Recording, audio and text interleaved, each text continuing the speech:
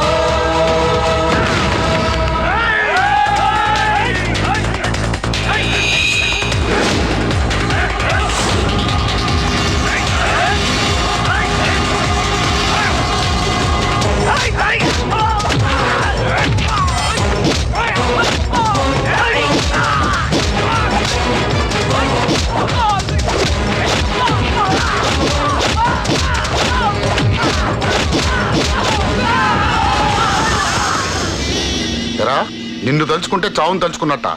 అంత మగాడివా? ఇప్పుడు తలుచుకోరా, ఎవరిని తలుచుకుంటావు?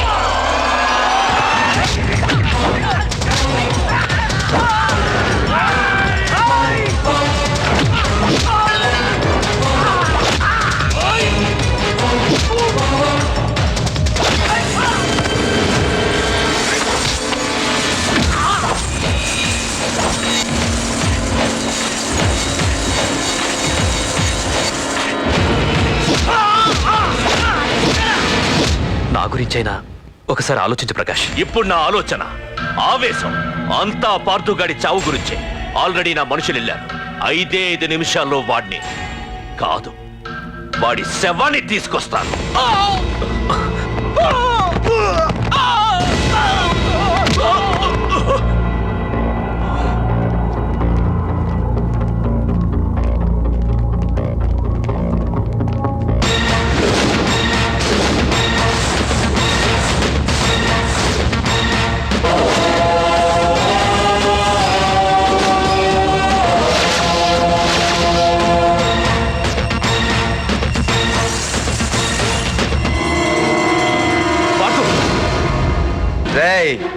నువ్వు జీవితంలో ఏ తప్పైతే చేయకూడదు అదే చేశావు.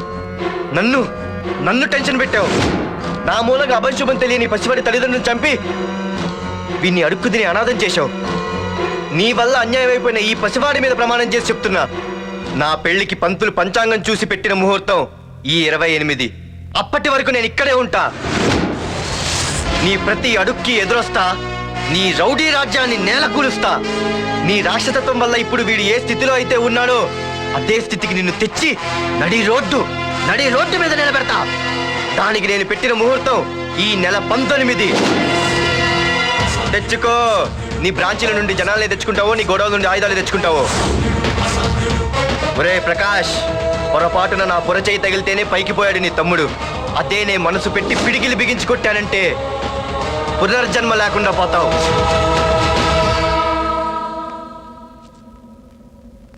మళ్ళీ చెబుతున్నా, నేను ఒంటరి. నీ మనుషులు 100లైనా 1000లైనా ఏరి పారేస్తా.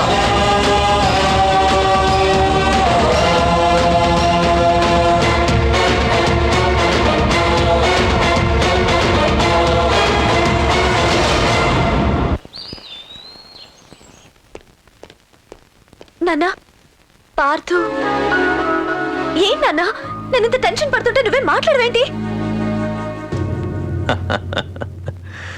పార్థు తనని నమ్ముకున్న వాళ్ళని టెన్షన్ పెట్టడు, తనతో పెట్టుకున్న వాళ్ళకి టెన్షన్ పెడతాడు. అవునమ్మా, ఒక్క ప్రకాష్ కాదు, 100 మంది ప్రకాష్లు అడ్డొచ్చినా వాళ్ళంతు చూసి పెట్టిన ముహూర్తానికొచ్చి నీ మెళ్ళో తాళి కడతాడు. రేయ్, ప్రకాష్ మనుషుల్ని ఎవరో బాగా చెదగొట్టారంట తెలుసా? అవునా? అవును. ఎవరో గాని కనిపిస్తే దండం పెట్టాలన్నా.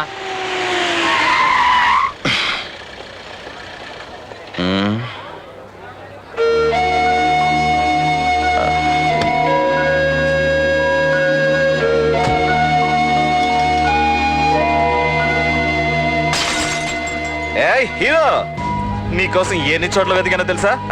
యాహూ! ఏంటి ఏంటలా చూస్తున్నారు? ఎన్నాళ్ళ నుంచో మిమ్మల్ని రక్షించడానికి ఒకడొస్తాడు అని మీరంతా ఎదురు చూస్తున్నారు కదా, వాడే వీడు, ఆ తంబుని చంపిన మగాడు.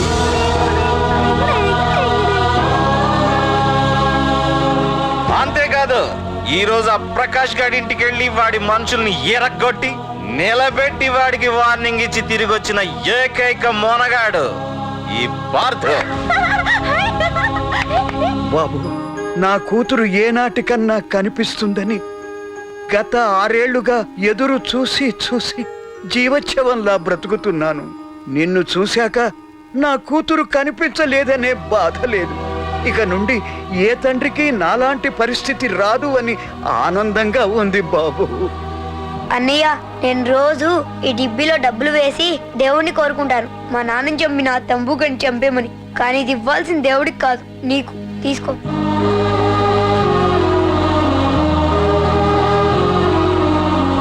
అలాగా ఆశ్చర్యపోతావేం బాబు?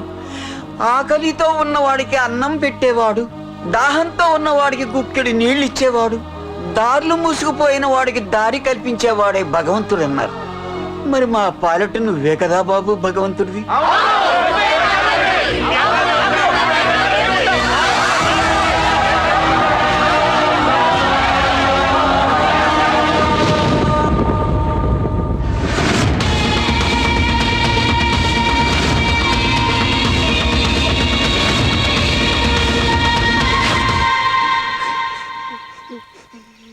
ఏంటి రచన, ఏమైంది?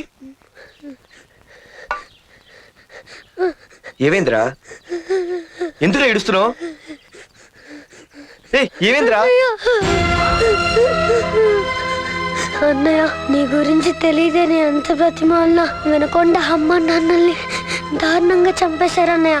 వాడు ఎంత బ్రతిమాలినా వదలకన్నయ్య. లేదురా, వదలకు. వదలు. వదలకన్నయ్య. నీ ఉన్నాగా?